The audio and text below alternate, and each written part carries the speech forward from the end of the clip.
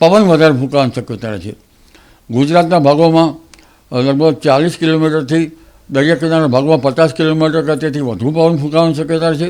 આ પવનની ગતિના લીધે આંબાના પાક ઉપર તેની અસર થવાની શક્યતા રહે છે. હોર્ટિકલ્ચર પાકો ઉપર પણ તેની અસર થવાની શક્યતા રહે છે. એક પછી એક 25 વિક્ષોભ આવી રહ્યા છે. લગભગ એપ્રિલ માસમાં 6 થી 7 25 વિક્ષોભ આવવાની શક્યતા રહે છે. અને બનાસકાંઠાના ભાગો, સાબરકાંઠાના ભાગો, અરવલ્લીના ભાગોમાં પણ હવામાન પલટા છે.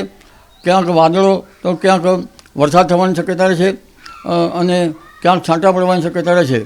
પંચમહાલના ભાગોમાં પણ અસર થવાની શક્યતા રહે છે. આ ઉપરાંત લગભગ દક્ષિણ ગુજરાતના ભાગોમાં પણ અસર થવાની શક્યતા રહે છે.